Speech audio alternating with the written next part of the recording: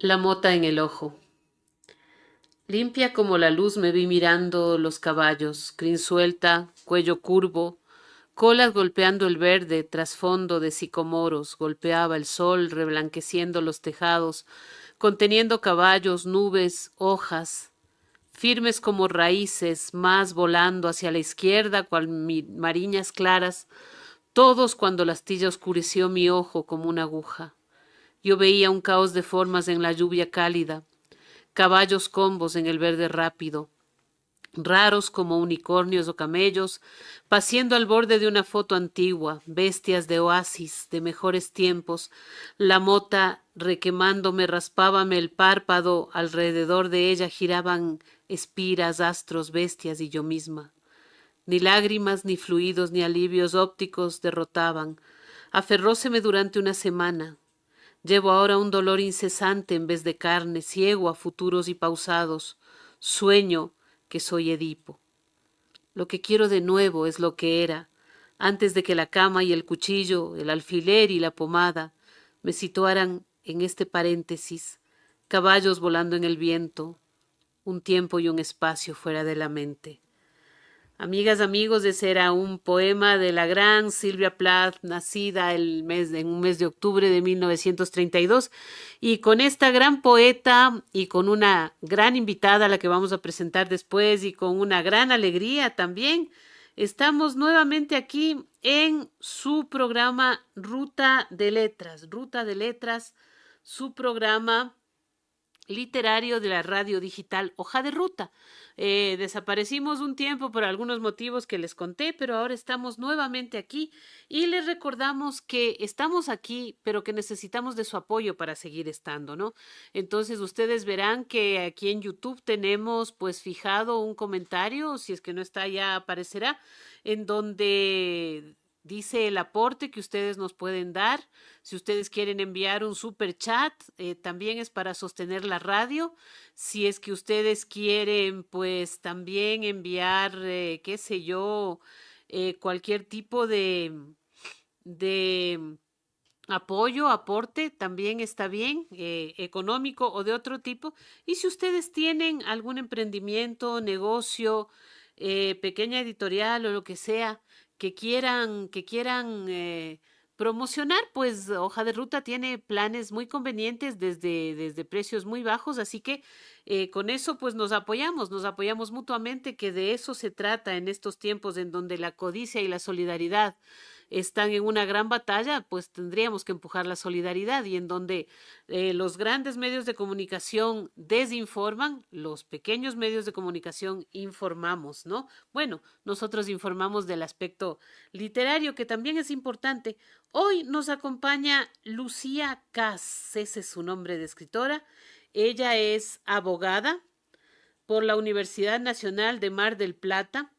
Integra el grupo interdisciplinario de investigación en temas de empresa y se encuentra cursando el curso de posgrado El Derecho Empresario en el siglo XXI, temas actuales de derecho de empresa. Es también grafóloga por el Instituto Superior de Psicografología Analítica, aunque fue un área que decidió no ejercer.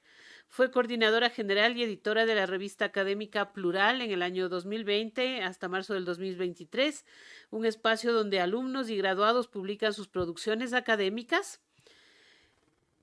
Y en 2020 ganó la convocatoria para integrar el Instituto Peruano de Derecho y Literatura, lugar donde ejerció la investigación interdisciplinaria y se desempeñó como redactora de la sección Artículos y Opinión. En 2019 obtuvo el primer premio del concurso literario Valijas con Historias. Un año antes recibió el segundo premio en el mismo concurso. Formó parte del equipo de guiones con la internacionalmente reconocida ONG TEDx Mar del Plata durante las ediciones 2014 a 2016. Publicó cuentos en el diario La Capital de Mar del Plata y en el distinguido portal de narradores La Palabra Precisa. Y recientemente apareció su primer libro de cuentos, y yo les puedo decir que son excelentes, No te mueras dos veces, cuya presentación será el 21 de octubre a las 16 horas en Villa Mitre, museo histórico de su ciudad natal. Contamos con Lucía esta tarde gracias a la cortesía y a la cercanía de un amigo común, Iván Lucchesi o Lucchesi, nunca sé cómo se pronuncia su nombre, pero bueno, este amigo argentino que ustedes recordarán que estuvo con nosotros hace algunos meses. Entonces, pues Iván nos dio el contacto de Lucía y qué gusto compartir con alguien, como decimos nosotros, de la patria grande, ¿no?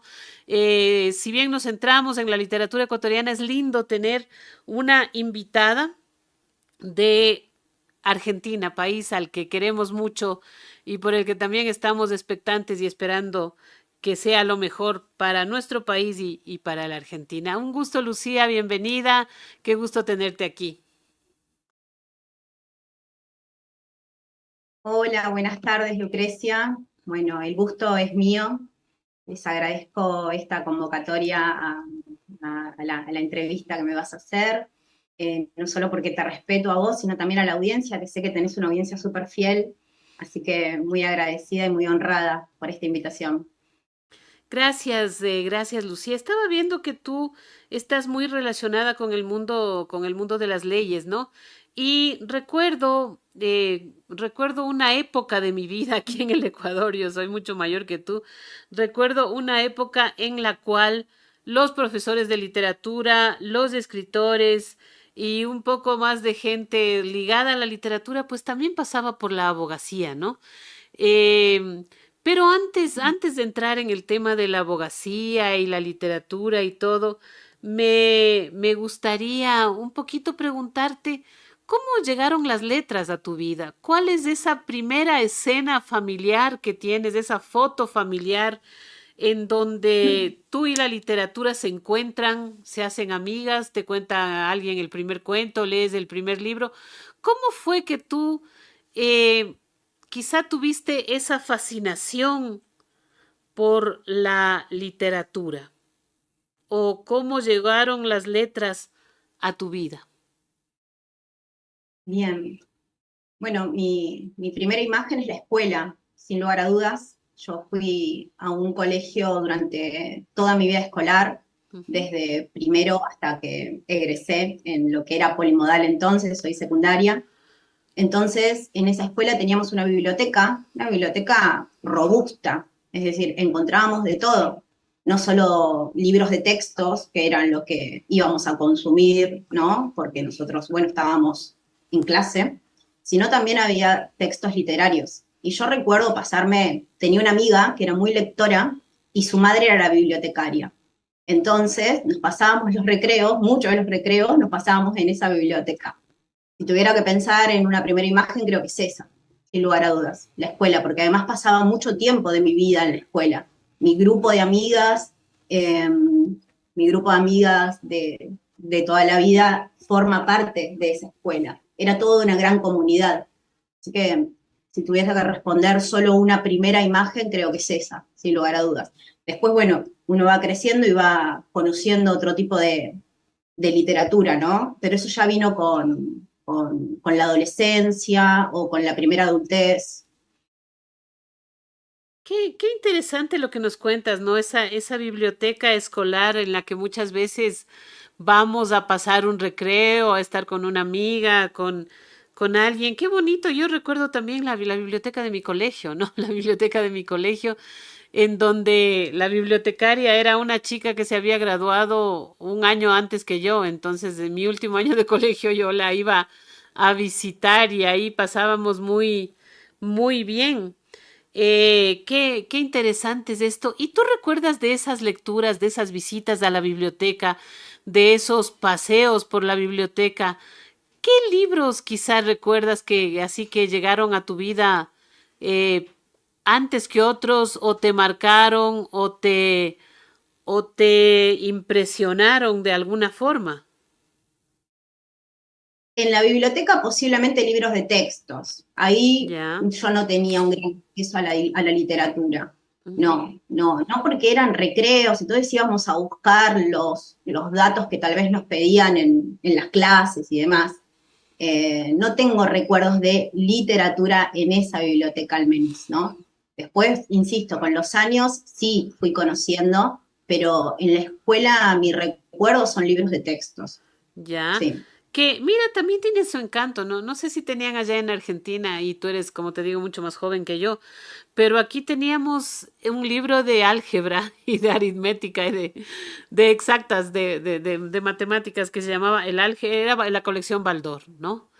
Y en el álgebra de Baldor yo recuerdo que tenía, bueno, estaban todos los problemas y todos los conceptos algebraicos y todo, pero al inicio de cada capítulo, y eso me parece muy bien hecho y creo que todos los autores de libros de ciencias deberían hacerlo, estaba en una gacetilla pequeñita y bien adornadita, con un óvalo en el centro, con el retrato del personaje, estaba la biografía de un matemático, ¿no? No Sí. hablaba de las matemáticas, hablaba de su vida.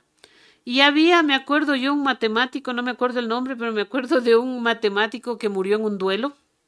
Me acuerdo de Hipatia, ¿no? Esta famosa mujer que fue asesinada por una turba de cristianos, hay que decirlo, en Alejandría, de un modo brutal. Y ahí te contaba, y yo me pasaba las horas leyendo las gacetillas del álgebra de Baldor, ¿no? Leyendo las gacetillas del álgebra de Baldor, mientras ahí hacían ecuaciones y todo ese tipo de cosas.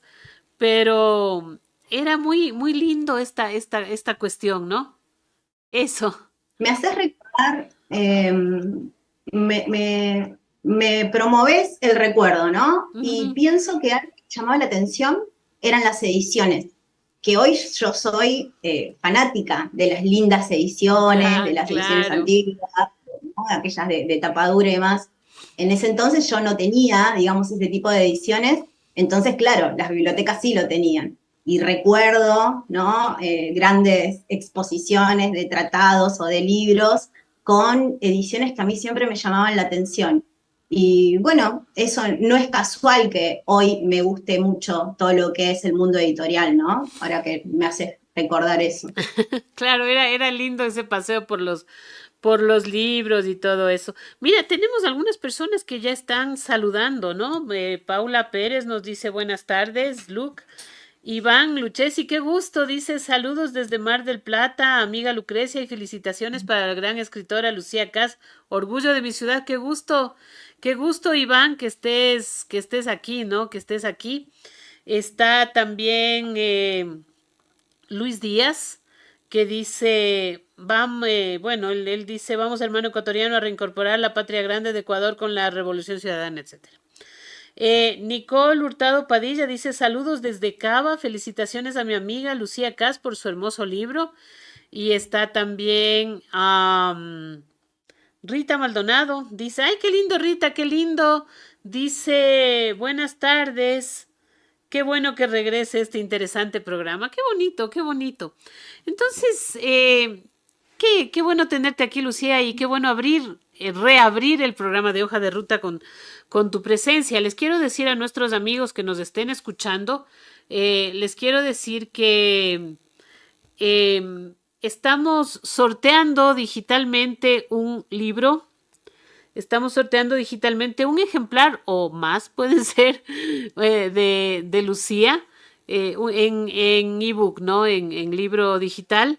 Estamos sorteándolo y vamos a sortearlo entre las personas que comenten en nuestra emisión de YouTube. Ahora estamos mayormente en YouTube, pero también queremos saludar a Tania Benítez, que está contenta porque hemos vuelto, y a Azucena Rosero, ¿no? Tania Benítez, ustedes saben de lo que leo, nuestra gran amiga que ya la tendremos por aquí, de Yo Amo Leer, perdón, de Yo Amo Leer, y también pues Azucena de Esqueletra, con quien pronto tendremos ¿cómo se llama? Un convenio. Y está también Mariana Álvarez. Hola, Lucía, dice, orgullosa de vos, de tus logros. Qué lindo tener gente que nos comente. Bueno, Lucía, ahora sí te quisiera consultar además, ¿cómo fue cuando tú te decidiste por comenzar a relatar, a narrar historias? ¿Cuándo te decidiste por comenzar a escribir cuentos?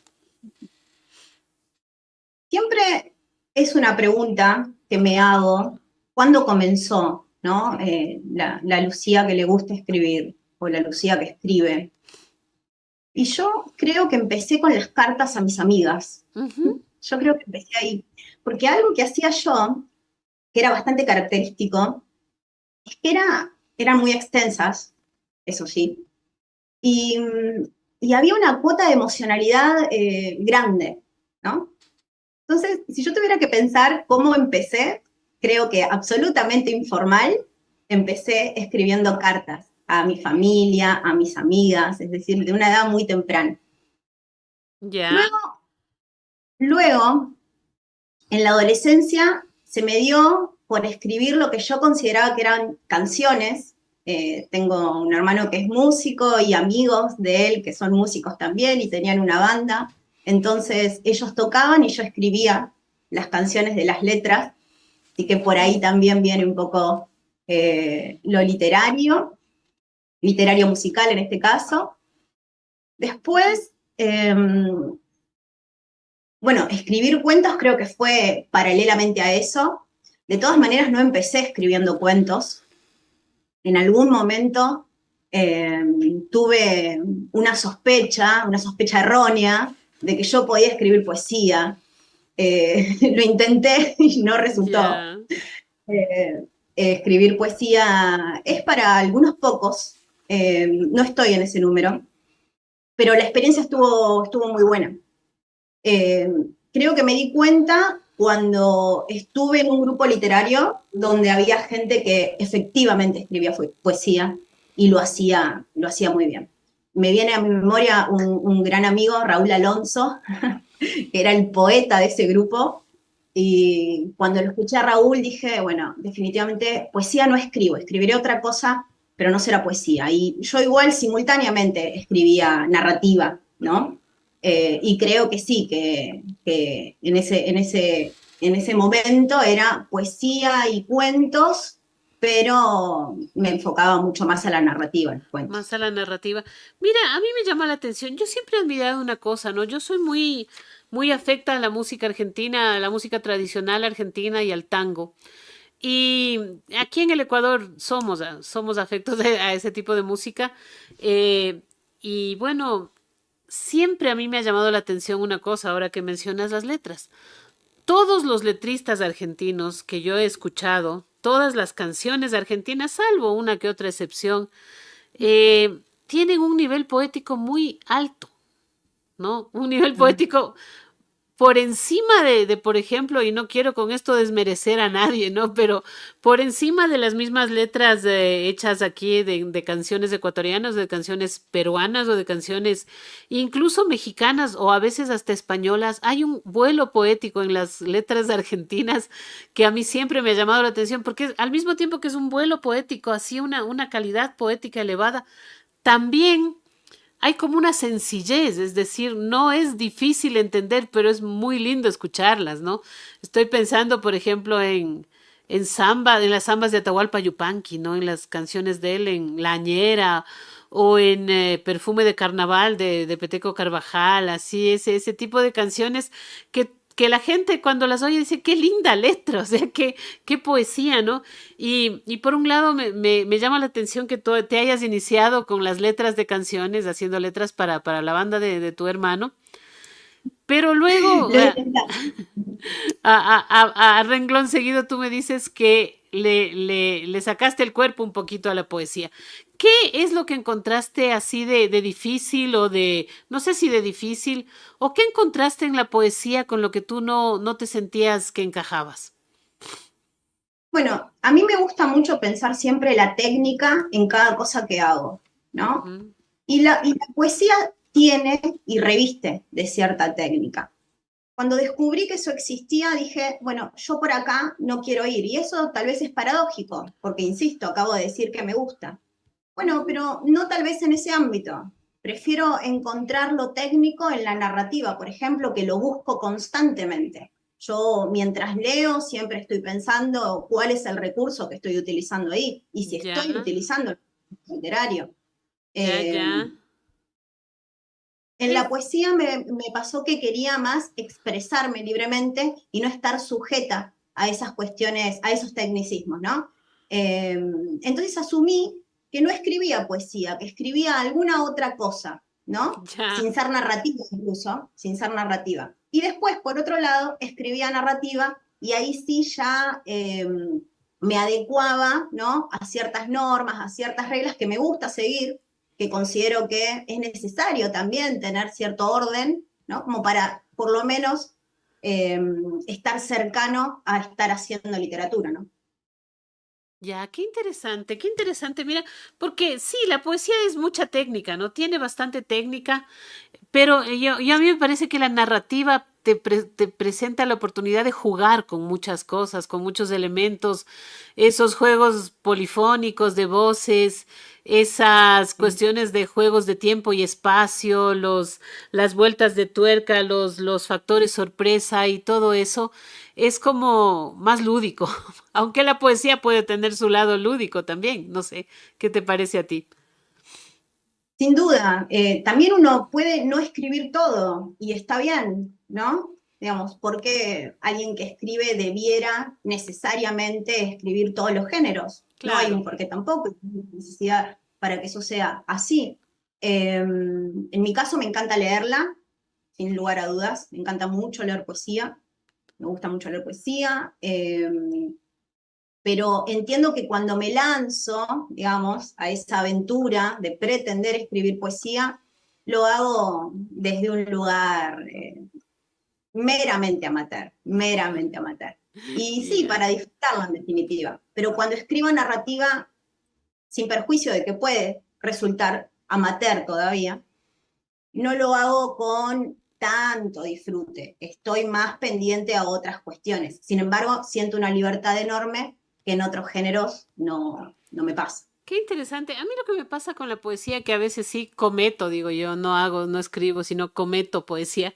Lo que me pasa es que siento que quizás la poesía, no sé por qué tengo, no sé si será un prejuicio o qué será, creo que la poesía tiene que ser perfecta. Y si algo patina por ahí, si de alguna patita cojea, pues ya no vale, ¿no?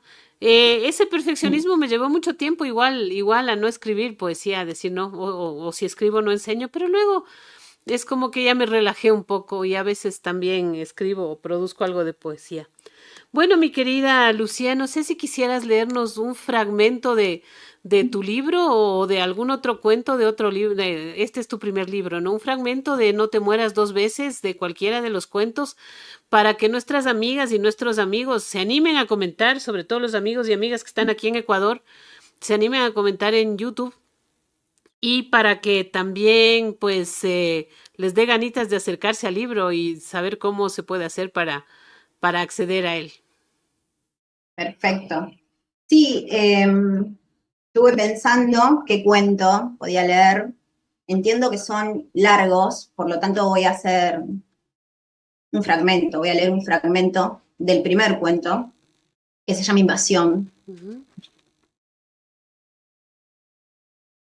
Todavía recuerdo la cara de mamá cuando me entregó el sobre que había llegado a mi nombre. Debe ser la misma cara que les estoy mostrando a los oficiales ahora. Trato de ignorar lo que dicen, pero sudo y tengo un leve temblor en la mano izquierda. Recuerdo cuando no hace mucho me eligieron para llevar la bandera. ¡Qué honor! Mi uniforme blanco y azul marino y la cara de mamá y papá orgullosos. Salí abanderada, les dije, y me abrazaron, y esa noche mamá cocinó mi comida preferida. Debo quedarme igual de quieta, mirar hacia adelante y pensar en el respeto a la patria. Debo pensar que estoy en la escuela y tengo que dejar de temblar. Uno de ellos me mira fijo, pero yo no debo devolverle la mirada, eso dijeron. Me mira y sé que advierte lo de mi mano y entonces no dejo de temblar. Decido comenzar a rezar, Dios siempre está conmigo. Padre nuestro que estás en los cielos, santificado sea tu nombre, venga a nosotros tu reino. Mientras rezo hago fuerza con los músculos del brazo para mantener mi mano quieta, pero se me tensan los del cuello. Intento ahora escuchar lo que dicen porque el recuerdo de la escuela no me funciona y porque Dios hoy no está conmigo, pero me distraigo, parpadeo, finalmente cedo y lo miro. No está mirando mi mano, no sé qué me está mirando. Nos hacen poner en posición de firmes para una suerte de acto inaugural y nos explican poco. Debemos servir a la patria, eso es todo. Para eso vinimos, o eso creemos. Llegamos desde la Escuela de Sanidad del Hospital Naval de Puerto Belgrano al Hospital Reubicable de Comodoro Rivadavia en un 630 sin escala, sin explicaciones. Apenas tuvimos tiempo de preparar el material, las gasas, los guantes, los sueros. Nuestro ingreso a la Marina como estudiantes de enfermería nos obligaba a imaginar nuestra labor, a asistir a los heridos, a aquellos pocos heridos que veíamos por televisión. En un cuarto lateral, cercano al baño y a unos metros de donde trabajamos ahora, nos hicieron dejar nuestras cosas. Nos advirtieron de la obligación de pedir permiso antes de buscar algo allí. Un escritorio, dos sillas de madera, algunos estantes de acero y una salamandra siempre encendida era todo lo que había. También una bandera de la nación y ahora nuestra ropa, calzados y los objetos personales y todo lo que no necesitaríamos. Cada una eligió su sector y apiló lo suyo. Yo hice lo que hicieron las primeras. Quienes me sucedieron hicieron lo que hice yo. Para llegar al cuarto había que atravesar la oficina y había que volver con una justificación. No es verdad que el frío no nos helaba los huesos, pero eso no resultaba suficiente. Es 1 de mayo, lo sé porque los tenientes se saludan y brindan gozosos en prolongados abrazos de pura camaradería. También porque acaban de llegar los primeros heridos, casi la totalidad de ellos con pie de trinchera. Son muchos y no sé a quién atender primero. Tiramos mantas y los acostamos en el suelo. Nos faltan materiales, una soga para poder colgar los sueros y más gasas. En mi caso me falta coraje, no para mirar las heridas, sino para mirarlos a la cara. Gritan, todos gritan. Los heridos y los que celebran. Nos separa el cuarto lateral y el baño, pero nos oímos. Los gritos de dolor se hacen uno y empiezo a vivir una atmósfera que no esperaba. El pibe que tengo al lado me agarra del brazo con fuerza para que lo asista, pero estoy tratando de recuperar un pie que está necrosando. Le pido que espere, que ya lo atiendo. Me suelta, comienza a llorar y grita, llamen a mi mamá, llamen a mi mamá. Su pedido es ahora idéntico al mío. Ambos queremos lo mismo. Dejo a medias el trabajo en mano con aquel pie y comienzo a asistirlo. Roberto me llamo, dice. Decile a mi mamá que la amo. Graciela Torres. Está tirado en el suelo con un enorme hueco en la pelvis, la cara negra de barro y ampollas en todo el cuerpo. No te despidas, tranquilo. No te vas a morir. Le miento. Tranquilo, repito. Leí ese cuento y la verdad es que es simplemente estremecedor, ¿no? Me trajo muchos recuerdos de películas sobre todo y qué bien narrado, qué bien descrito, qué solidez de los personajes. Me parece que hay un talento enorme allí, ¿no? Y realmente te felicito, Lucía, como digo, no solo porque estés aquí, sino porque además tu técnica, tu manera de narrar es impecable y como decía una amiga mía, casualmente argentina, da una impresión física de lo que estamos leyendo, ¿no? Es muy Sí. interesante tu libro. Tenemos un saludo de nuestro querido amigo Mar Ospina desde la Casa del Búho. Dice, gracias Luke por volver. Tu programa es necesario. Espero que vuelvan nuestros seguidores también. Bueno, ya lo iremos haciendo poco a poco, ¿no? Entonces, ¿qué te ha animado a ti a escribir cuentos? Yo también estaba así hojeando, revisando tu libro, y hay como una dureza, ¿no? Una dureza de la vida, podríamos decir, en este tipo de cuentos, ¿no? Que me hace pensar en algunas narradoras ecuatorianas y argentinas jóvenes de tu generación o un poquito mayores, porque en una creencia quizás exista, ¿no? Es como que las mujeres debemos escribir cosas súper delicadas, románticas y amorosas. Y yo estoy pensando en una escritora ecuatoriana que es Mónica Ojeda, por ejemplo, cuyos textos son muy duros y pueden llegar a lo escatológico con bastante crudeza, ¿no? Y también pienso en tu texto, ¿no? En tu texto que no voy a spoilear, como dicen, no voy a hacer un spoiler, pero que también es muy duro y muy fuerte y muy impactante.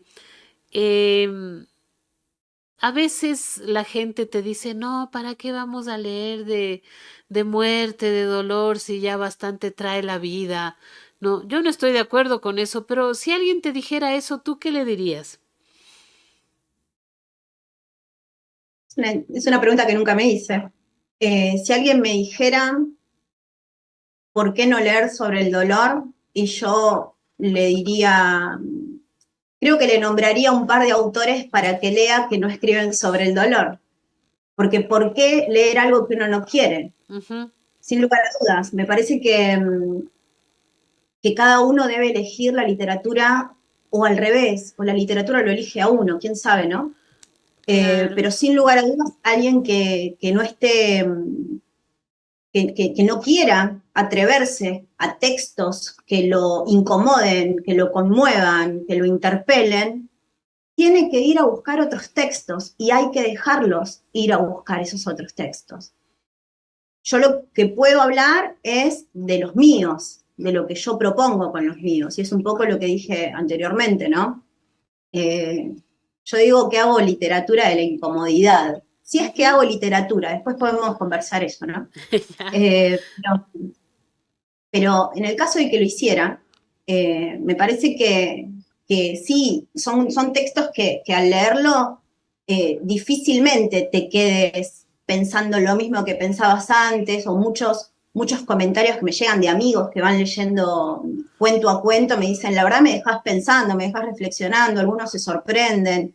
Claro, sí, creo que convergen varias cosas en mis textos, ¿no? Por un lado, las temáticas son poderosas, ¿no? No abordo, bueno, a veces esto puede causar mucho daño, pero digo, no abordo temáticas débiles tal vez, ¿no? Como que ya ahí ya hay un componente importante y fuerte. Y además también el lenguaje, ¿no? El lenguaje que utilizo. Por ejemplo, en este cuento, Invasión, que es un cuento que particularmente quiero mucho porque me llevó muchísimo tiempo escribirlo, investigué muchísimo para eso también, porque no olvidemos que se encuentra, digamos, situado histórico-políticamente hablando dentro del conflicto bélico Malvinas. Entonces Ujú. había que abordarlo desde un lugar de conocimiento de la información verídico, ¿no? Y serio. Y lo quiero mucho y pensaba concretamente en el hecho fundamental que narra el cuento, que no es precisamente el Ujú.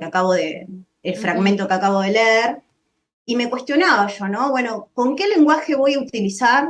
¿Qué lenguaje voy a utilizar para contar lo que voy a contar? ¿No? O sea, eso fue una decisión deliberada, ¿no? Lo que sí tienen todos mis textos es que nada es caprichoso, ¿no? Soy demasiado rebuscada como para dejar algo al azar, de ninguna manera. Entonces pensaba, bueno, voy a utilizar este lenguaje bestial, este lenguaje brutal para decir esto, y sí, sí, porque lo que ha ocurrido es bestial y es brutal, entonces no quiero utilizar ningún otro lenguaje que esté por fuera de eso. Claro, precisamente es un cuento muy, muy fuerte, ¿no? Y muy conmovedor o impactante, podría decir yo, ¿no? Yo cuando lo leí también, primero, qué bien escrito está, ¿no? Y segundo, Gracias. qué historia tan fuerte, ¿no? Además de que no hay como conmiseración, no hay permiso, no hay piedad con el lector siquiera, ¿no? Aquí hay una pregunta de una amiga, Bárbara Sánchez Giraud, dice, felicitaciones, Lucía. Quisiera saber qué te inspiró para escribir el tema que nos leíste. ¿Es algo que has vivido? Creo que un poquito ya le contestaste, pero no sé si quieres añadirle algo más. Sí, bueno, en principio muchas gracias. No fue algo que viví yo. Eh, este cuento fue pensado desde todo punto de vista, desde absolutamente todo punto de vista. En principio fue, bueno, el contexto político-social o histórico-político. Eh, Estaba entre tres hitos, me quedé con Malvinas. Después, lo que quería era no hablar desde el punto de vista que solía yo leer, que se hablaba, ¿no? Y que se narraba, que era generalmente, hablaban, la voz narrativa eran los excombatientes, ¿no? Y todo lo que ocurría alrededor de ellos. Yo quería otras voces y por eso empezamos a pensar en voces femeninas. Y cuando identifico las voces femeninas, finalmente me quedo con la de las enfermeras. Entonces ahí es donde siempre comento que el proceso de investigación de este cuento fue maravilloso eh, y triste a la vez, porque encuentro dos notas periodísticas en todo el caudal de información que leí, donde hablaban precisamente de los abusos sexuales, porque siempre se habló de abuso moral, de abuso psicológico, ¿no? De otro tipo de abusos, pero abuso sexual perpetrado por oficiales hacia enfermeras en el contexto bélico Malvinas, encontré esas dos notas. Y cuando las leí, supe definitivamente que esa iba a ser mi historia. Que yo, si tenía que escribir un cuento, tenía que escribir ese cuento. Por lo menos yo, no podía escribir ningún otro. Entonces fue todo una consecución, ¿no? De hechos. Fui como buscando pasito a pasito hasta que me encontré con la historia. Desde ya que siempre aclaro que ninguna historia está, digamos, no hago lo que hoy se conoce tal vez como literatura del yo, ¿no? No es por ahí. Es todo ficción, solo que bueno, al haber encontrado estos datos que puedo documentar y que son verídicos, bueno, le da una connotación eh, de mayor, o sea, le da al texto un poder diferente a que si lo hubiera inventado, ¿no? Digamos, si me preguntas, yo tengo cómo corroborarte que esa información es verídica. Mira qué interesante lo que nos dices también, ¿no?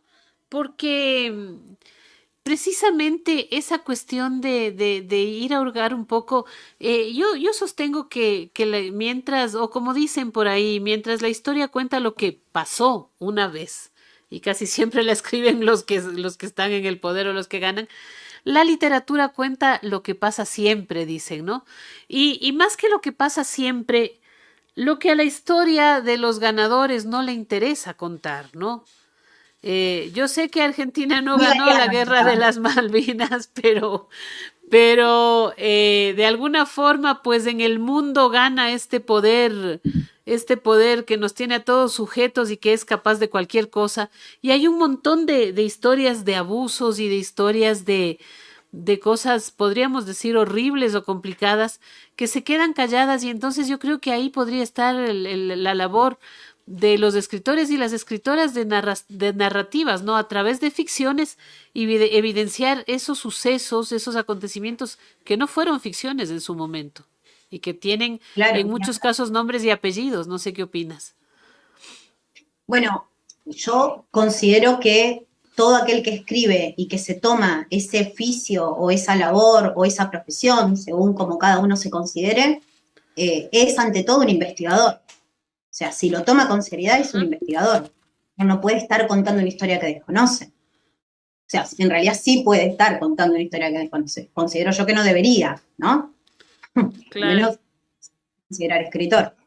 Eh, entonces sí, me parece que esto de conocer lo que uno está escribiendo y eso es a través de lecturas, bueno, no solo lecturas en realidad, yo también he visto material audiovisual, por ejemplo, pero bueno, justamente la historia no se cuenta en un material audiovisual que está en una página pública en Argentina, por ejemplo. ujú, claro, Precisamente el abuso no se cuenta, tampoco se cuenta en los textos oficiales, ¿no? En los documentos claro. oficiales que surgen a través de las páginas oficiales del Estado, tampoco vas a encontrar esta información.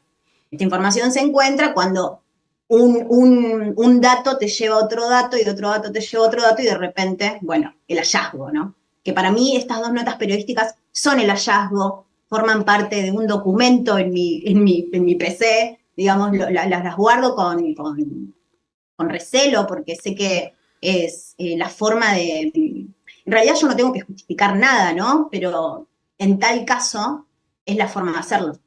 Claro. Mira, tenemos aquí saludos de Cristian Hernán Carrizo que dice genia, Lu. Y Karin Carballo que también te dice genia, Lu. Entonces, pues yo también estoy de acuerdo con ese calificativo después de haberte Amigo, leído un poquito. Sí, me parece muy lindo. Ahora vamos un poquito a tu trabajo en la abogacía, ¿no? En la abogacía, pero antes, Juan Brando dice, me acordé de la frase de Emil Cioran que dice, un libro debe remover heridas, provocarlas incluso. Un libro debe ser un peligro. Qué lindo esto. hermoso. Un libro debe ser un peligro, me encantó. Claro, un libro Tal debe cual. ser un peligro y debe removerte sobre todo, ¿no?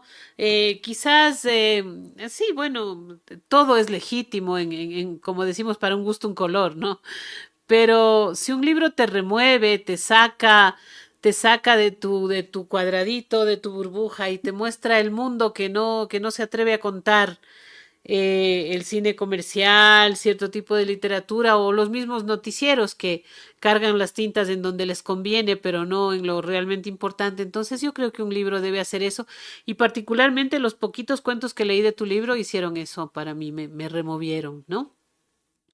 Es un Ahora, honor que digan eso. gracias. Es un Cuéntanos gran un placer. poquito sobre la relación que encuentras entre tu profesión de abogada, Sí. es la carrera que escogiste, la vocación que escogiste y tu trabajo de escritora. ¿La una vino antes o vino después o en ambas vinieron juntas o cómo se complementan? Bien, bueno, desde el punto de vista personal, sin lugar a dudas que la literatura vino primero, ¿no? Ujú. Porque desde la infancia o desde la adolescencia, entonces eso sin lugar a dudas. Y después vino la abogacía con todos sus reveses, hasta, bueno, finalmente graduarme, pero en el transcurso de mis años de estudiante, empecé a estudiar un movimiento que se llama Movimiento de Derecho y Literatura, ¿Ya? precisamente, ¿no? Qué interesante. Eh, sí, es muy interesante. Y ingreso en 2020 a un instituto que precisamente se dedicaba a estudiar esta intersección, ¿no? Que hay entre estas dos disciplinas, el derecho y la literatura, que tal vez para quien no la conoce piensan que están absolutamente disociadas y no es así. ¿No? Pero esto vino después, en realidad, ¿no? O sea, yo escribía y estudiaba abogacía. Y luego, con los años, descubro este movimiento, ¿no? Que tiene ya Ujú. varios años, mitad del siglo XX. Comenzó en Europa, luego se extendió a Norteamérica y después fue bajando hasta llegar a los países latinoamericanos. Eh, ¿Ya? este movimiento, concretamente, como para resumirlo y que se entienda, tiene tres ejes fundamentales, ¿no? De estudio, digamos. Por un lado, estudia el derecho en la literatura, es decir, cómo las obras, las grandes obras, han introducido a sus textos elementos del derecho, como por ejemplo figuras penales o algunas técnicas Claro. de demonios, ¿no? Cómo la literatura toma del derecho ciertos elementos, ciertas características para nutrirse. Precisamente tiene que tener cierto contenido. Hago un paréntesis. A mí me encanta tanto este estudio que en el cuento Nudos yo intenté implementar eso. Por ¿Ya? eso, la chica lo que hace es aplicar una técnica que se aplica en los juicios penales Ujú. cuando se está tomando la declaración. ¿Ya? Entonces, obviamente que no lo explico con ese tecnicismo porque no estamos en la facultad, Claro. pero sí, como me encanta aunar estas dos disciplinas, en el cuento Nudos está esa referencia, digamos, al derecho y la literatura. Después está el derecho como literatura, que es lo contrario, digamos, cómo el derecho necesita de los recursos y de todos los elementos narrativos para poder también llevar a cabo la función. Ahora, recién, estos últimos años, se empezó con la oralidad, pero no olvidemos que el derecho ha sido desde antaño escrito. Por lo tanto, es necesario también tener una técnica de redacción. ¿No? Sin perjuicio de que todavía tenemos esos tecnicismos, ese rigor para escribir derecho.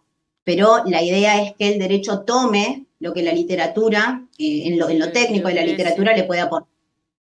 Y el tercer eje es el derecho de la literatura, que es el que a mí más me gusta, y por eso en mi ejercicio profesional también empecé a trabajar en la propiedad intelectual, porque es cómo el derecho regula la literatura. Y ahí es donde aparece, digamos, el derecho de autor, por ejemplo. Claro.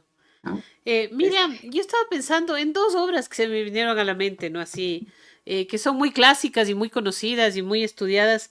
La primera es El proceso de Kafka, ¿no? En donde es una larga pesadilla, pero en juzgados, en juicios, en acusaciones y con un sentido de la culpa y la burocracia, que debe ser también una crítica a la burocracia.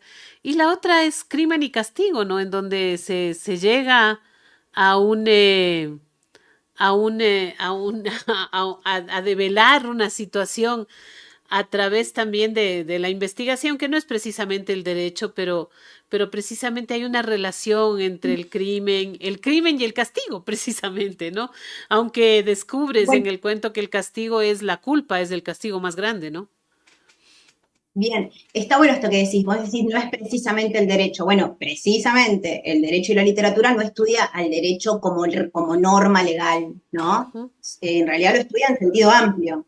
Y claro. en sentido amplio encontramos los conceptos de justicia, de ley, Ujú. ¿no? Como que hay muchísimas otras acepciones que puede tener el término derecho. En realidad, el estudio del derecho en sentido amplio. Por eso muchas obras podrían cuadrar dentro de este estudio, ¿no? El proceso de Kafka, sin lugar a dudas. Qué interesante lo que nos cuentas. Ahora bien, tú has escrito cuentos desde hace tiempo, ¿no? Pero en qué momento tú decides juntar estos cuentos en un volumen? ¿Qué es lo que te llevó a ello? Y publicar, ¿no? Porque bueno, un paso es de yo escribí 10 años en solitario y a escondidas y peleándome con mi mamá y todo lo que quieras. Y un día de esos, pues simplemente junté los libros, los llevé a un amigo escritor y le dije, mira, ¿qué te parece esto? No sé cómo fue tu proceso, cómo fue tu proceso para animarte a publicar tu libro. Bien. Eh, bueno, como bien decís, sí, escribo hace tiempo.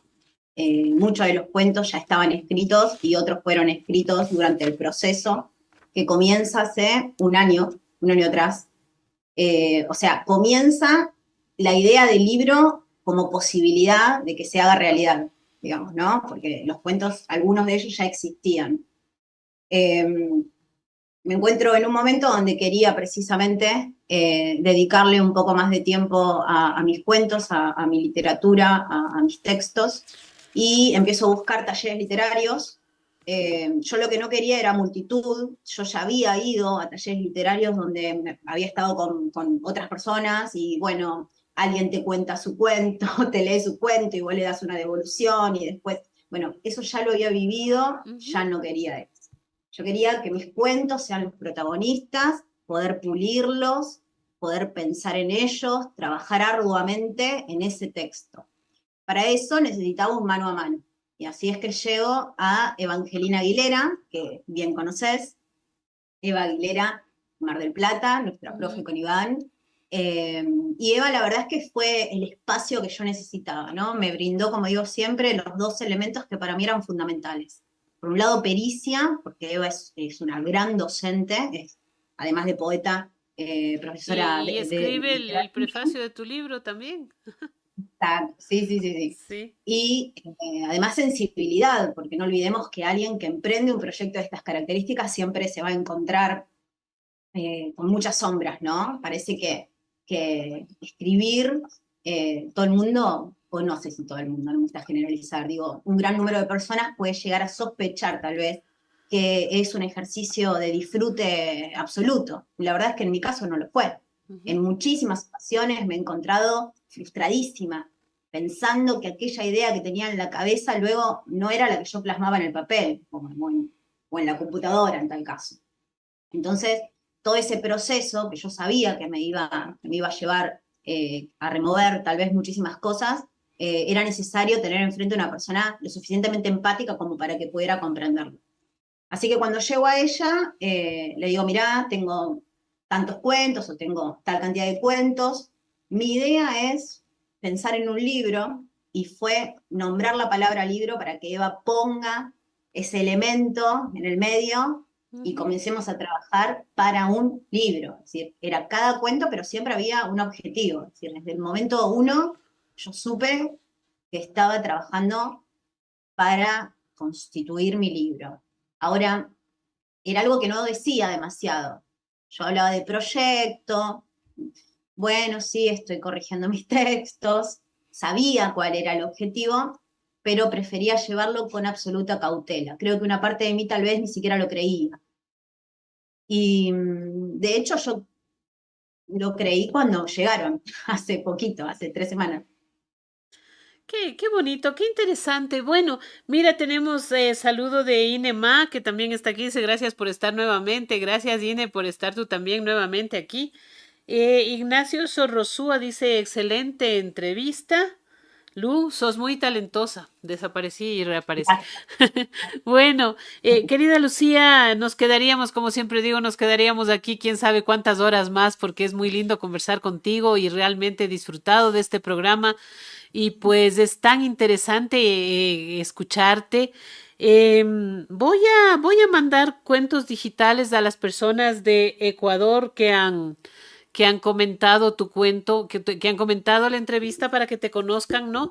No lo voy a hacer con con las personas argentinas para que se acerquen a tu libro, para que vayan a tu lanzamiento Ok, y para que perfecto. para ponérselo un poco difícil, ¿no? Bueno, no sé, pero tú dices que quieres decir algo, hay algunas personas de Argentina no, en el programa y este programa lo puedes compartir como quieras. Entonces, si tú quieres invitar en tu país a las personas y en tu ciudad a las personas que asistan a la presentación de tu libro o si es una presentación digital, podemos también ver si retransmitimos, no sé. Pero cuéntanos cómo va a ser, qué va a haber y ¿por qué convocarnos a este bautizo, que siempre es una cuestión muy feliz el bautizo de un libro? Sí, bueno, muchas gracias por darme la oportunidad de promocionar el lanzamiento. En realidad la presentación va a ser en un museo histórico de la ciudad que se llama Villa Mitre. Es también el archivo histórico. Es un lugar muy precioso, antiguo, es muy lindo. Va a ser el sábado 21 de octubre a las 16 horas en Villa Mitre. Me van a acompañar, me van a presentar dos personas que admiro muchísimo. Una es Eva Aguilera, que es a quien mencioné anteriormente, y también va a estar Bernabé Tolosa, que es un periodista y profesor de lengua y literatura también, de letras y literatura, a quien admiro un montón, lo sigo en redes, es un voraz lector, estoy honrada de que me acompañen los dos.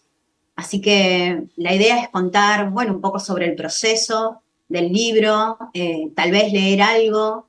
Eh, Creo que va a ser lo más honesto y lo más espontáneo que me salga en el momento, que es algo que no acostumbro. Yo generalmente tengo las cosas más preparadas, pero quisiera que sea lo más espontáneo que me salga. Qué lindo, Lucía, esta es tu casa. Cuando tú quieras presentar otro libro, mandarnos un video con una lectura de un cuento, tengas otro proyecto y lo quieras promocionar, pues tú sabes que estamos a tus órdenes aquí en Ruta de Letras. Para mí ha sido un honor reinaugurar el programa con tu presencia. Y quiero decirles a Paula Pérez, a Rita Maldonado, a Inema y a Omar Ospina, pues que les enviaré en esta noche por correo, por WhatsApp, ahí veo por dónde, pero les enviaré el libro de Lucía, que realmente es un libro que merece ser leído y ser disfrutado. Gracias, Lucía, gracias por tu presencia. Te deseamos lo mejor para ti, para tu obra literaria en general, porque este va a ser el primero, estoy segura, de una larga fila de libros tan buenos como este. Nosotros tenemos, bueno, no sé qué, si quieres despedirte de nuestro público, en este momento la palabra es Sí. tuya. Bueno, no, en principio me quiero despedir y agradecer, agradecerte a vos. Muchísimas gracias, Lucrecia, por esta oportunidad de poder hablar de mi libro, de mi obra, de poder promocionar la presentación. Es una gran oportunidad que me das. Estoy muy agradecida, muy honrada. También a toda tu audiencia y a los amigos y familiares que acompañan acá desde Mar del Plata. Bueno, Buenos Aires también, porque escribieron amigas de Buenos Aires. Honrada, agradecida. Gracias, Lucía. Y vamos a cerrar nuestro programa, pues festejando también con nuestros guiños de literatura. Ahora no avisé, pero está robado el guiño, pero es el guiño que hacen Edgar Allan García y Laurita Montilla sobre una obra de Raúl Pérez Torres, de este gran escritor ecuatoriano, que se llama como una canción de Luis Alberto Spinetta, Barro tal vez, un libro de cuentos. Entonces vamos a despedirnos con Lucía, deseándole todo lo mejor y vamos a atender esta invitación a disfrutar de las letras de Raúl Pérez Torres. Y conmigo será hasta el próximo martes y si ustedes nos apoyan por mucho tiempo más. Hasta pronto. Adiós. Chao.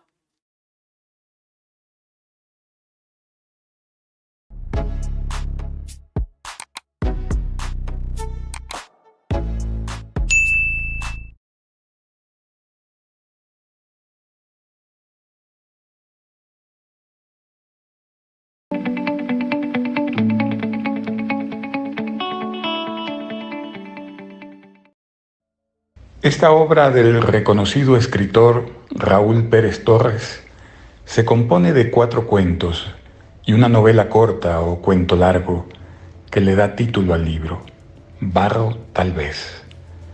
En él nos sentimos sumergidos en un mundo que lentamente se lo va tragando la niebla, en el que los recuerdos, a veces borrosos, a veces vívidos, desembocan de manera inexorable en la nostalgia de un tiempo intenso, vibrante y esperanzado, que ha desaparecido acaso para siempre, donde las ideologías han perdido coherencia, en tanto la cruda realidad asoma su rostro descarnado a cada paso. El personaje narra en primera persona su descenso a las tinieblas, su lucha contra el olvido y el miedo a dejar de ser quien alguna vez creyó ser, mientras se empeña en citar libros amados que algún día significaron algo más que una emoción pasajera. Barro tal vez es una narración con una alta dosis de poesía que arrastra al lector a buscar en su propia soledad interior esa especie de melancolía vallejiana que, pese a su oscuridad, nos sostiene la mano para afrontar el incierto futuro.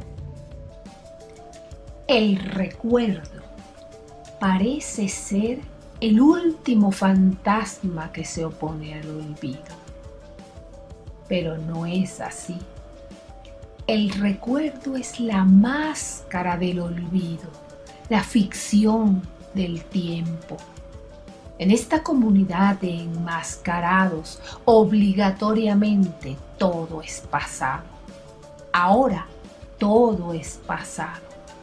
Hoy entiendo más a Tolstoy y a Faulkner. Nunca hablaron del futuro.